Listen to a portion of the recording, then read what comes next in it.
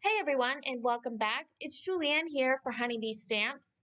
And today I'm going to be showing you how I created this super cute and oh so citrusy square card.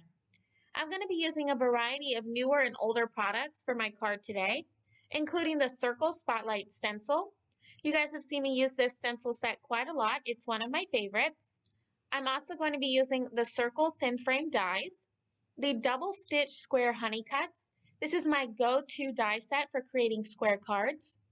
As well as I'm going to be using two of my favorite stamps that were just released in the Hello Summer release, the Freshly Picked Stamp Set and the Coordinating Dies, and the Perfect Sentiment Stamp Set and the Coordinating Dies for that set as well. So let's get started. I started out my card today by stamping the images from the Freshly Picked Stamp Set that I knew I wanted to use for my card. I stamped all of those images onto some Bristol Smooth watercolor cardstock using some VersaFine Onyx Black ink. I chose to use this ink today since I knew I wanted to do some watercoloring, and I also wanted to be able to heat emboss each of my images using some clear embossing powder. Once I had all of my images stamped out and embossed, I started working on my watercoloring, which today I'm going to be using my Caron Brush Marker Pro markers. I'm going to start out by adding some color to one of the areas on each of my lemons, and then I'm going to be using a blender marker to blend that color out throughout the rest of my image. This is going to make it so that each of my images has some really nice shading in them, like I would do if I was using Copic markers. Now, when it does come to watercoloring, I really like to make sure that I come back and do a second layer of color. So once all of my images have had some time to dry, I'm going to be coming back in with a little bit of a darker shade, and I'm going to add that color to the same area that I did in the beginning. And then with that same blender pen, I'm going to be blending that color out throughout each of my images.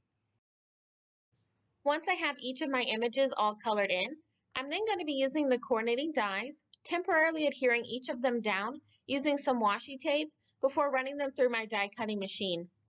Once I have all of my images cut out, I'm then going to put them all off to the side, and I'm going to start working on the rest of my card. For that, I'm going to be starting out creating my background, which I am going to be using some Distress Oxide inks today.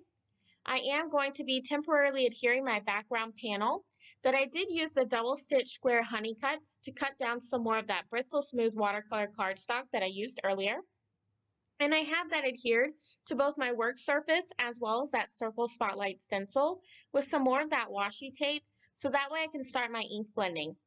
I am going to be using the color Wilted Violet in the Distress Oxide inks for my ink blending, as well as a blender brush to add that color to my spotlight area.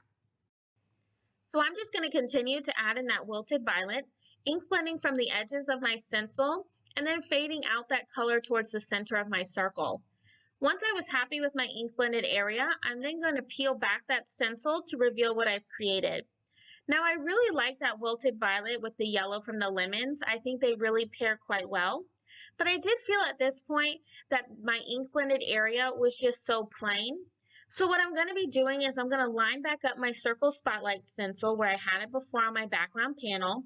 And this time, instead of just doing ink blending, I'm then going to come in with one of the stencils that's included in the plaid background stencil set. And I'm going to lay that on top of my circle stencil. And I'm going to be coming back in with that same Distress Oxide ink, the Wilted Violet, and I'm going to be ink blending those stripes. Now, since I have that circle stencil still covering the rest of my background panel, the stripes in that plaid stencil are only going to be in that ink blended area that I just showed you. So I'm just going to continue to ink blend till I'm happy with how the plaid pattern looks. And then I'm going to peel back both of those stencils to reveal my ink blended area. Now that I've completed my background, I'm now going to start working on assembling the rest of my card. Off camera, I used the circle thin frames to die cut out some black glitter cardstock.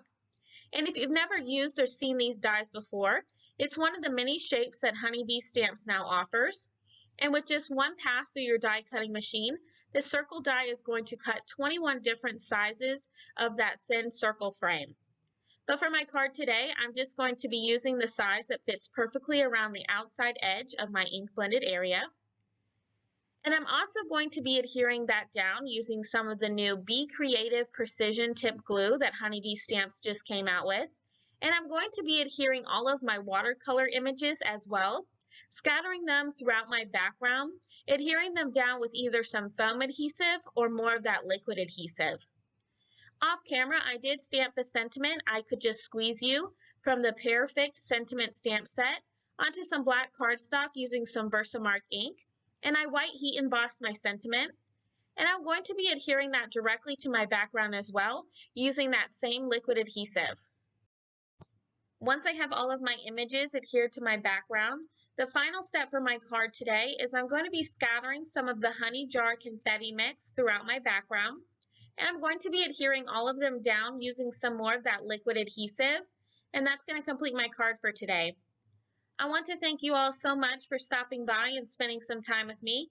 If you liked this video, make sure to give it a thumbs up, as well as subscribe for even more card making ideas. All of the supplies I use in this video will be listed and linked down below in the description if you are interested. And as always, I hope you have a wonderful day and happy crafting!